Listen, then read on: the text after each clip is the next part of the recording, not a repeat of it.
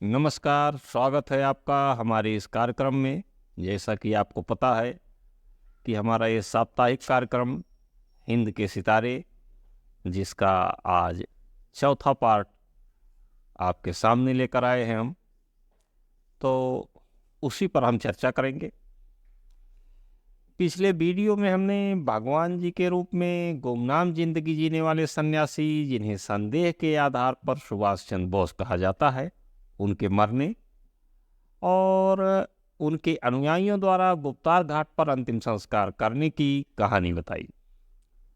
अब होता यह है कि उसके बाद उनके सेवादारों द्वारा उनके सामान के स्वामित्व को लेकर के विवाद हुआ और उसमें फैजाबाद की पुलिस को हस्तक्षेप करना पड़ा।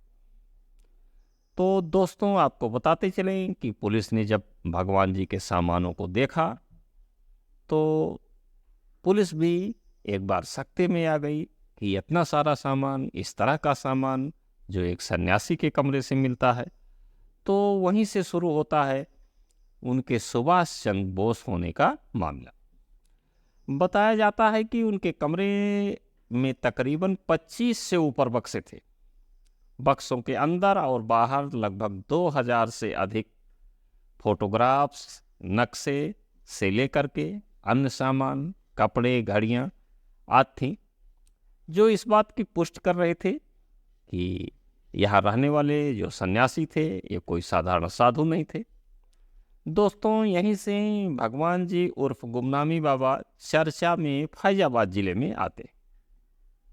लेकिन अखबारों में उनके लोकल अखबार जो हैं फैजाबाद के, उन अखबारों में उनके सुभाष चंद्र होने की खबर निकलती है। कुछ संगठन सरकार को ज्ञापन भी देते हैं। धीरे धीरे मामला फैजाबाद से बाहर निकलता है और पूरे देश में फैल जाता है।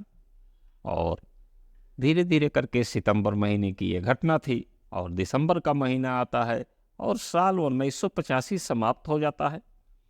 साल 1986 की शुरुआत में ये खबर किसी पत्रिका या अखबार के माध्यम से कलकत्ता पहुंचती है और ये खबर सुभाष चंद्र बोस के परिवार के कुछ सदस्य जो थे उनके हाथ लगती है और वहां से उनकी भतीजी, जिसका नाम ललिता बोस है, खबरों के माध्यम से फैजाबाद के राम भवन तक पहुंचती है।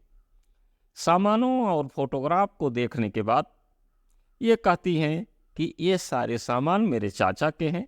इस प्रकरण में ललिता बोस जो हैं तत्कालीन जिलाधिकारी फैजाबाद से मिलती हैं और उसके बाद वो उत्तर प्रदेश के जो उस समय के मुख्यमंत्री थे वीर बहादुर सिंह जी, जो गोरखपुर के ही रहने वाले थे, उनसे मिलती और उसके बाद हाई कोर्ट में एक रिट दाखिल करती हैं।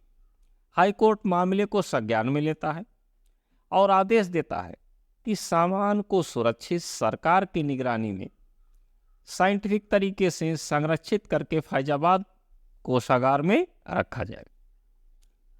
अब हाई कोर्ट ने क्या सोचा, क्या दलील वहां पर दी गई कि एक सन्यासी का सामान रखने के लिए हाई कोर्ट को यह आदेश देना पड़ा कि साइंटिफिक तरीके से का मतलब यह होता है कि उसमें केमिकल्स का प्रयोग किया जाए ताकि सामान आगे चल करके नष्ट ना हो। अब फिर जब भगवान जी के बक्से खोले जाते तो उनमें से निकले सामानों के बारे में जान करके लोग हैरान हो जाते। अब आइए जानते हैं कि भगवान जी के बक्से में क्या सामान था। दोस्तों, उनके बक्से से एक द्वितीय विश्व युद्ध की दूरबीन मिलती है जो जर्मनी की बनी हुई थी। 555 सिगरेट के कई पैकेट खाली मिलते हैं जो नेताजी पीते थे। रोलेक्स की वही घड़ी मिलती है जो नेताजी रोलेक्स की घड़ी लगाते थे। आजाद हिंद फौज की एक वर्दी मिलती है। विदेशी शराब की कई बोतलें मिलती हैं। जर्मन, जापानी और अंग्रेजी साहित्य की कई पुस्तकें, नेताजी के परिवार के लोगों का फोटोग्राफ, आज़ाद हिंद फौज के कई दस्तावेज, आज़ाद हिंद फौज के कई अधिकारियों की चिट्ठी जिसमें इन्हें भगवान जी कह करके संबोधित किया गया है। और दूसरी चीज, जो 1945 में ताइवान में विमान हादसा हुआ था, तो जो जगह बताई गई थी उस जगह का हाथ से बना हुआ नक्शा भी मिलता है। अगली चीज, शाहनवाज आयोग और खोसला आयोग, जो भारत सरकार को दोनों आयोगों ने रिपोर्ट दी थी, उस रिपोर्ट की कॉपी भी मिलती है उस बक्से से, और ढेरों सारे कागजात मिलते हैं। आज़ाद हिंद फौज से जुड़े हुए दस्तावेज भी तमाम मिलते हैं। वही गोल फ्रेम का वैसा ही दर्जनों चश्मा मिलता था जैसा नेताजी सुभाष चंद्र बोस लगाते थे। सिगार की पाइप मिलती है। ऐसे सैकड़ों सबूत जो इस बात की पुष्टि करते थे कि ये सन्यासी उत्तर भारत के साधारण सन्यासी नहीं हैं। आज भी सारे सामान फैजाबाद कोषागार में रखे हैं।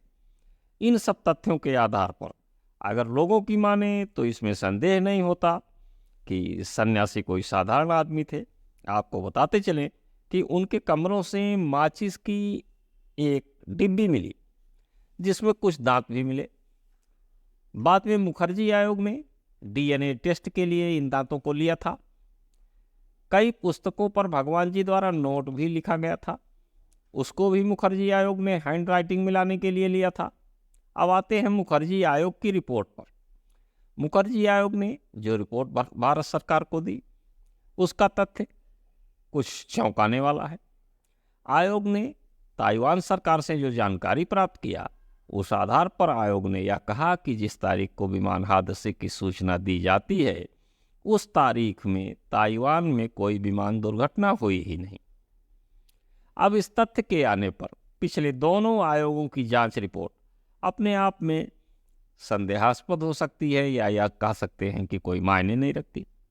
अब सवाल यहाँ एक ये आता है कि जब प्लेन हादसा हुआ ही नहीं तो नेताजी की मृत्यु की पुष्टि नहीं होती, यानी वे जीवित थे, तो क्या वे रूस चले गए थे और स्टालिन ने उन्हें जेल में बंद कर दिया गया था?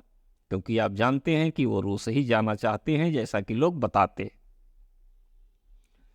तो या रूस नहीं गए, किसी दूसरे मुल्क में चले गए।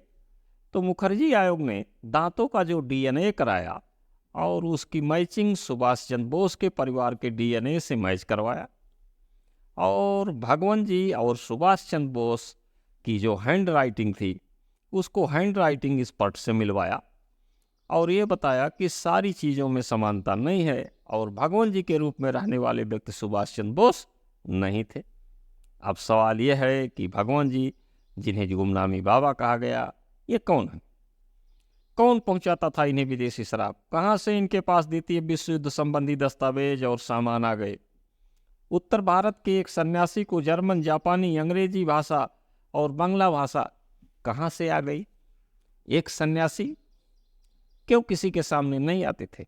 इन सारे सवालों का जवाब अपने आप में एक सवाल है जिसका जवाब शायद नहीं मिल पाएगा।